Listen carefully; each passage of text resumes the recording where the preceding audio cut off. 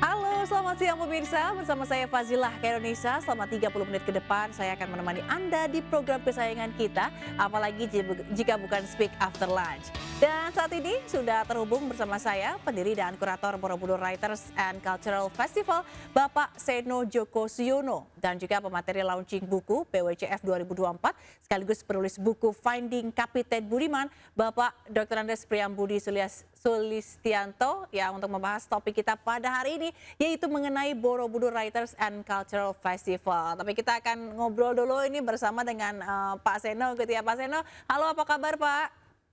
Baik baik, apa kabar? Sehat ya Pak Seno ya? Amin. Amin, alhamdulillah. Pak Seno, mungkin bisa dijelaskan gitu ya Pak, latar belakang dari Borobudur Writers and Cultural Festival atau BWCF ini apa sih Pak? Dan apa sih Pak yang menginspirasi diadakannya festival ini sejak awal? Iya, BWCF atau Borobudur Writers and Cultural Festival itu kami dirikan tahun 2012 di kawasan Borobudur ya. Waktu itu saya dengan beberapa teman seniman dan rohaniawan seperti Muji Sutrisno itu berinisiasi untuk mendirikan BWCF atau Hmm, Borobudur Writers and Cultural Festival. Kenapa kami mendirikan? Karena kita waktu itu melihat di lingkungan Borobudur itu belum ada festival yang berkaitan dengan literasi. hmm, Ada festival-festival yang berkaitan dengan seni tradisi dan semacamnya, bahkan ada yang terkenal bukan festival tapi Borobudur Tenki ya, itu kegiatan event besar di Borobudur. Seyogianya menurut hmm, kami di lingkungan Borobudur itu harus ada festival yang berkaitan dengan literasi. Kenapa? Karena Borobudur sendiri hmm, sebetulnya satu literasi yang klasik. Jadi kalau kita naik ke Borobudur, kita lihat relief-relief di Borobudur, relief-relief itu sebenarnya bertolak dari manuskrip-manuskrip kuno. Jadi itu hmm, Borobudur itu adalah sebenarnya suatu perpustakaan terbuka ya. Dari bawah itu ada Karma Wibangga, lalu naik ke lorong 2 itu ada relief apa Jata Kumala, Jata hmm, Kamala, lalu ada Lalita Vistara, hmm, lalu ada Avadana, lalu di lorong keempat itu ada relief panjang namanya Gandayuha. hmm, Nah, semua relief itu bertolak dari teks, dari manuskrip hmm. kayak gitu. Jadi itu sebetulnya makanya ada perpustakaan terbuka Borobudur itu kan kita bisa keliling Pradaksina, keliling Hmm, di lantai 2, 3, 4 hmm, Borobudur itu kalau kita melihat relief itu hmm, sebenarnya relief-relief dari teks-teks suci hmm, di dalam tradisi Buddhis Mahayana. Nah, maka dari itu kami berinisiasi untuk membuat sebuah festival literasi hmm. yang topik utamanya bukan literasi sastra modern Indonesia, Oke. tapi literasi sastra klasik, kasanah klasik yang mencakup dunia arkeologi dan filologi di Hmm, Indonesia. hmm, Jadi hmm, main theme-nya itu hmm, selalu kita mengangkat tema-tema yang berasal dari kasanah arkeologi dan kasanah klasik, hmm. tapi second theme itu selalu melibatkan tentu saja literasi modern Indonesia kayak gitu. Oke. Jadi seluruh acara kami itu selalu temanya bergantian tiap tahun, topiknya Hmm, bergantian tiap tahun. Jadi ini hmm. adalah festival ke-13. Jadi sudah Oke. 13 tahun kami Hmm, bertahan dan ini topiknya yang tahun ini khusus adalah Moro Jambi. oke. Itu, Mbak. Jadi semakin berkembang begitu ya Pak acaranya setiap tahun. Tapi kalau untuk tujuan utama dari festival ini terutama dalam konteks budaya dan sastra Indonesia ini apa Pak?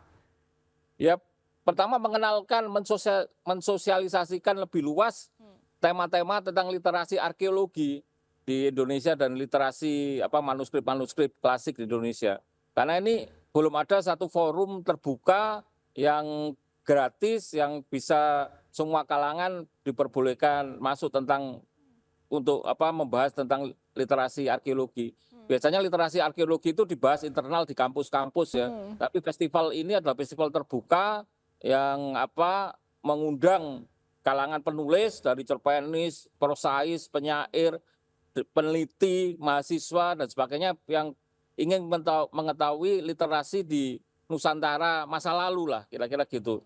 Kita ini DNA kita itu DNA kebudayaan ya. Kita itu kebudayaan tulisnya dan kebudayaan pemikirannya itu juga luar biasa. hmm, Di balik pendirian candi-candi itu selalu ada pemikiran atau ide-ide tertentu ya. Jadi candi itu dibangun berdasarkan pemikiran ya, pemikiran hmm, yang ada dalam teks-teks gitu. Nah, hal-hal hmm, seperti itu patut kita sampaikan ke kalangan kebudayaan secara umum, sehingga mereka paham bahwa kita itu Indonesia ini punya sejarah panjang dalam Baik. tradisi intelektualitas ya, punya sejarah panjang dari zaman Sriwijaya sampai sekarang itu ada tradisi teks dan tradisi pemikiran yang cukup panjang gitu. Nah, itu penting sekali untuk disosialisasikan di banyak kalangan kayak gitu. Karena itu bagian dari DNA kita sebagai masyarakat yang memiliki peradaban dan kebudayaan gitu. Oke, jadi biar lebih mengenalkan lagi khususnya generasi muda gitu ya. Tapi kalau Ya, tahun ini kan diselenggarakan di Jambi nih, Pak Seno. Apa ya, sih Pak yang ya. mendorong pemilihan Jambi ini sebagai lokasi ini? Ya, pertama di Jambi itu ada Hmm. kawasan berhektar-hektar namanya Situs Moro Jambi ya. Hmm. Dan tahun ini Situs Moro Jambi telah selesai dipugar. Hmm. Jadi oleh para arkeolog di Jambi itu telah selesai memugar beberapa situs di kawasan Moro Jambi. Jadi misalnya ada situs yang baru dipugar selama 2 tahun terakhir namanya situs Koto Mahligai.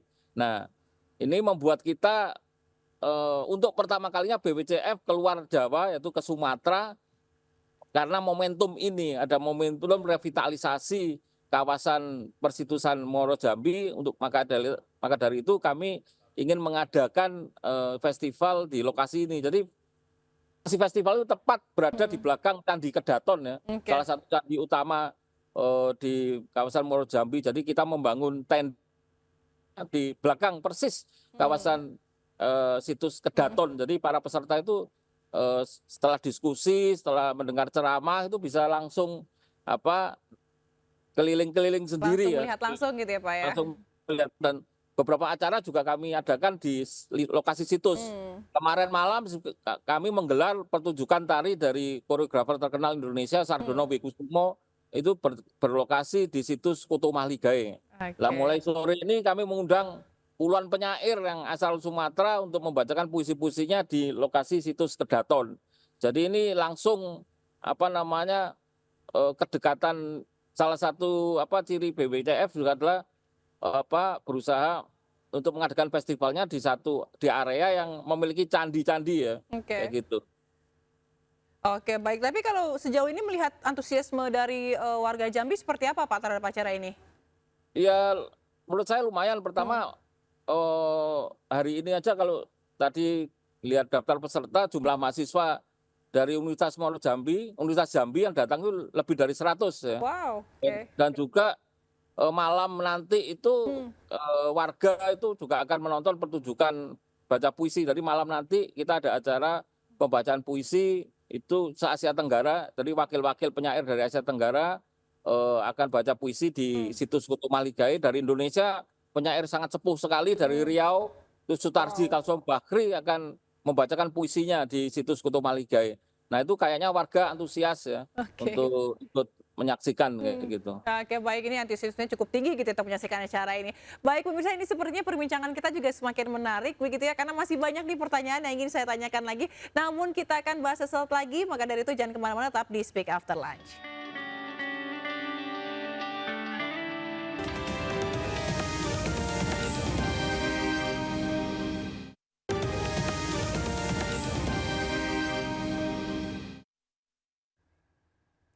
Kembali lagi bersama saya Fazilah Kernisa di Speak After Lunch. Dan pemirsa, kali ini saya sudah terhubung dengan Pak Priambudi Sulistianto. Halo, selamat siang Pak Priambudi. Oh, selamat siang. Salam kabar? dari Jambi. Baik, Baik-baik. apa kabar Pak? Sehat ya Pak ya? Ya, ya. Baik Pak, kalau tadi sebelumnya kami sudah berbincang dengan Pak Seno, sekarang saya mau tanya ke Pak Priambudi nih gitu ya. Kalau mungkin bisa diceritakan gitu ya sedikit tentang perjalanan Anda sebagai seorang penulis. Apa sih Pak yang memotivasi Anda untuk memulai menulis ini? Sebetulnya sederhana. Saya kan hidup 20 tahunan lebih di dunia akademisi. Saya bekerja di Singapura, di Australia, di Universitas Flinders, dan sekarang dengan Monash. Tapi saya belum pernah menulis buku catatan perjalanan dari perjalanan saya yang saya lalui. Itu motivasinya. Oke. Akhirnya saya memutuskan saya menulis buku yang bahasanya sederhana, seperti dialog dan renungan dalam perjalanan saya di negara bagian Australia dan juga Indonesia. Jadi lebih melekat pada perjalanan diri Anda begitu ya Pak Budi ya? Ya, tapi ada Dan nggak sih Pak, pengalaman mungkin yang lebih, kena gitu ya atau tokoh tertentu mungkin yang memberi inspirasi, pada Pak Budi dalam karya-karyanya Pak Budi ini, ada nggak Pak? ya, ada dua. Yang Mhm, pertama saya tulis di pengantarnya mhm, adalah Atisa, catatan perjalanan atau perjalanan spiritual Atisa ke Muara Jambi ya. Dan itu dilakukan di abad mhm, ke-11 dari India Selatan menuju ke waktu itu tentu saja di bawah Kerajaan Maritim Sriwijaya ya. Yang kedua adalah catatan perjalanan Ibnu Battuta ya, mmm, dari abad 13 yang melanglang buana dari Tanjir, Maroko sampai ke Tiongkok dan balik lagi dan kemudian menceritakan perjalanan itu. Jadi dua tokoh itu yang menjadi inspirasi saya. oke kalau tadi soal inspirasi, tapi mungkin boleh dikasih tahu juga nggak sih Pak, bagaimana sih sebenarnya proses kreatif Anda gitu ya dalam menulis sebuah buku, dari mulai ide hingga karya yang terbit itu seperti apa Pak? Mungkin bisa di-share dengan kami. Ya, terima kasih. Jadi ini bukunya Finding Kapten Budiman. Mmm, Jadi sebetulnya inspirasinya dari riset saya tentang hubungan antara nenek moyang pelaut dari mhm, Sulawesi Selatan atau yang sering disebut Makassar dengan orang aborigin di Australia Utara oke, ratusan tahun yang lalu mmm, dalam rangka mencari teripang. oke, Nah, pada arsip yang disimpan di Inggris pada tahun 1829 di Teluk Raffles itu di Australia Utara ditemukan nama-nama nahkoda oke, dari perahu Padewakang yang dipakai oleh para pelaut itu. Salah satunya namanya adalah Nahkoda Budiman. Di arsip mmm, itu disebutkan Kapten Budiman, mhm, ejaan lama ya. mhm mhm. Tentu saja oleh peneliti waktu itu Campbell McKnight menanyakan kalau namanya Budiman berarti dia orang Jawa. Nah, itu Mhm, saya pakai sebagai pintu masuk bahwa jejak-jejak Kapten Budiman mhm, itulah yang kemudian eh, saya luapkan dalam penulisan saya melakukan perjalanan keliling di Australia bagian timur dan selatan dan utara dan kemudian saya ke Makassar juga karena penelitian saya di Makassar dan juga ke Jakarta mmm. ke apa, Museum Bahari karena di situ ada situs maritim yang bagus ya.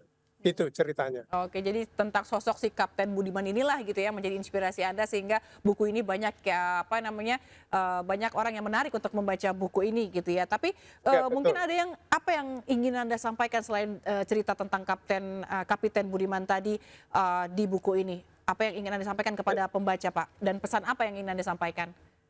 Ada dua. Yang pertama banyak orang Indonesia di perantauan terutama di Australia. Saya kan hidup di sana 30 tahunan. Mmm, Keseharian mereka selalu memikirkan tentang Indonesia.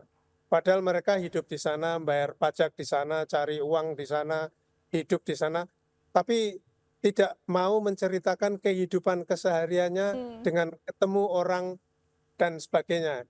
Akhirnya saya memutuskan setelah pensiun dini 2022 memakai sepeda keliling kota Adelaide mmm, dan naik mobil membawa sepeda listrik saya ke Melbourne kemana-mana ya. mhm, Saya bertemu orang-orang di sepanjang jalan, termasuk di tempat camping ground, ketemu teman-teman juga, tapi orang Australia biasa dan saya menceritakan kesehariannya, kehidupan kesehariannya.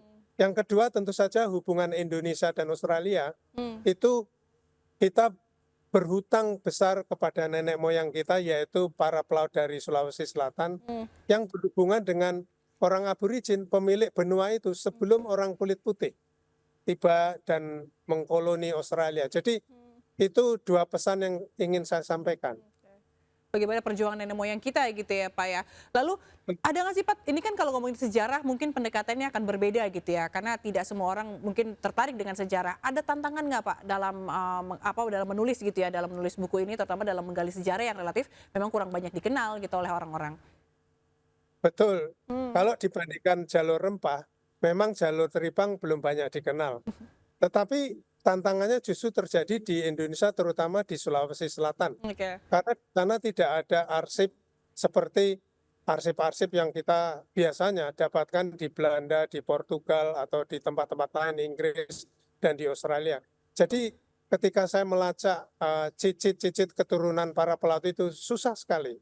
Akhirnya saya memutuskan mencari jejak-jejak itu dengan cara bertanya dengan tokoh-tokoh atau orang-orang biasa pelaut-pelaut.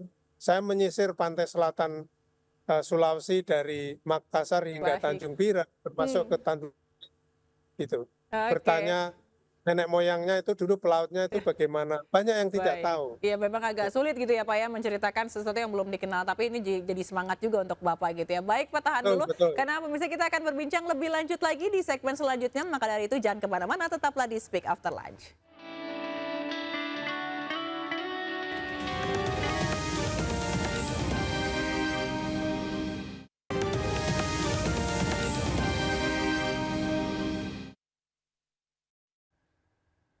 Kembali lagi bersama saya Fazilah Kairunisa, masih di Speak After Lunch. Nah, kita sudah terhubung ini dengan dua narasumber langsung begitu ya. Masih bersama kita pendiri dan kurator Borobudur Writers and Cultural Festival, Bapak Seno Joko Siono, dan juga pemateri launching buku BWCF 2024, sekaligus penulis buku Finding Kapiten Budiman, Bapak Dr. Priyambudi Sulistianto. Pak Seno, Pak Budi masih bersama kita untuk membahas mengenai Borobudur Writers and Cultural Festival gitu ya. Kita ke Pak Seno lagi. Pak Seno, gimana sih BWCF ini untuk merencanakan untuk terus berkembang di masa depan? Adakah rencana mungkin untuk menjangkau audiens internasional atau memperluas cakupan festival ini ke tema-tema lainnya, Pak? Ya, tentu saja dari cakupan tema-tema festival, kami selalu tiap tahun menghimpun kurator-kurator terpilih ya. Dari kurator-kurator itu kita merumuskan tema-tema apa yang akan kita sajikan setahun, 2 tahun ke depan, dan juga pemilihan kotanya akan dilaksanakan di mana. Semuanya ini kami juga berkoordinasi dengan Kemendikbud, karena kita itu selalu dibantu Kemendikbud untuk mendapat dukungan dana Indonesiana. Jadi kami bisa terlaksana ini karena dukungan yang luar biasa dari dana Indonesiana Kemendikbud. Nah, untuk tahun depan atau 2 tahun ke depan, kami itu para kurator di BPJF sudah mengelis itu tema-tema apa yang akan kita sajikan. Jadi mungkin tema kita akan diperluas. Kalau selama 12 tahun terakhir ini kita selalu mengolah tema-tema dari tradisi Hindu Buddha Nusantara. Mungkin nanti ekspansi kita meloncat lagi ke tema tentang tradisi Islam, tradisi arsitektur Islam atau tradisi-tradisi manuskrip Islam di Nusantara. Jadi kita, karena fokus kita itu adalah kenusantaraan, pemikiran-pemikiran yang ada di Nusantara, kita berusaha memperluas tema kita, dan Baik. tema-tema yang kita olah itu biasanya tema-tema yang out of the box ya. Jadi jarang dikaji atau jarang ditampilkan di dalam seminar-seminar umum. Baik. Ya, contohnya bukunya Pak Budi ini Pak Budi. tadi ini sangat langka sekali ya. Dia bertolak dari istilah dia bagus sekali, jalur tripang. Jalur tripang, benar. Apa ini hanya mengenal yang populer jalur rempah. Ternyata ada istilah jalur tripang. Kita mencari garis antara aborigin dan teman-teman leluhur di Makassar gitu. Ini kan menarik sekali, ini sangat out the box sekali. Jarang budayawan yang menulis soal ini, dan kita menemukan buku Mas Budi ini.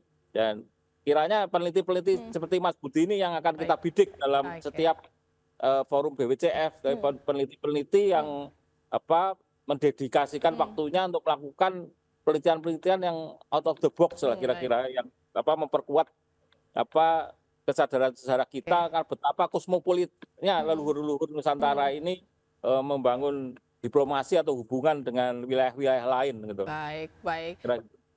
Baik, tentunya hal ini juga semoga lebih meningkatkan lagi ya kualitas masyarakat untuk mengetahui terkait dengan dunia sastra Indonesia. Kalau ke Pak Budi setelah buku Finding Kapten Budiman ini, apakah Anda berencana untuk menulis buku lain lagi gitu? Dan juga apa harapan Anda terkait dunia sastra Indonesia di masa depan, Pak? Ya, saya kalau jalan-jalan membawa laptop dan menulis.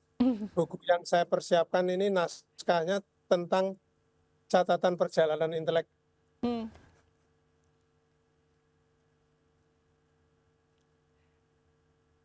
Baik, Pak Budi bisa mendengar suara saya? Bisa. Baik, silakan. Jadi dari riset yang saya lakukan di Myanmar, Muang Thai, Kamboja, dan Vietnam, dan Filipina, itu saya akan tuliskan dalam bentuk catatan perjalanan yang ringan-ringan. Sebagai bagian sumbangsih saya kepada dunia kontemporer sastra di Indonesia, karena Indonesia itu negara besar. Di Asia Tenggara itu jangkarnya Asia Tenggara ya Indonesia. Jadi Itu. sambil jalan-jalan, sambil nulis buku gitu ya Pak ya, dengan pengalaman-pengalaman barunya tentunya juga dihadapi oleh tantangan-tantangannya gitu ya. Betul, betul. Baik untuk Pak Seno dan juga Pak Budi, kami harapkan bukunya juga sukses buat Pak Budi dan juga buat Pak Seno, ini acaranya sukses begitu ya. Semoga the next eventnya juga lebih lagi menggait audiens atau lebih luas lagi dengan dukungan yang tentunya diberikan oleh pihak-pihak tertentu. Semoga masyarakat kita juga lebih mengenal budaya Indonesia lebih dalam lagi. Dan pemirsa, sudah tidak terasa kita sudah sampai di penghujung acara. Terima kasih pendiri dan kurator Borobudur Writers and Cultural Festival Bapak Seno Joko Suyono dan pemateri launching buku BWCF 2024 sekaligus penulis buku Finding Kapiten Budiman Bapak Dr. Priambudi Sulistianto sudah bersedia meluangkan waktunya untuk menjelaskan mengenai tema kita pada hari ini. Dan terima kasih juga untuk pemirsa di rumah yang setia menyaksikan Speak After Lunch. Saya Fazilah Khairunisa pamit undur diri. Sehat selalu dan sampai jumpa.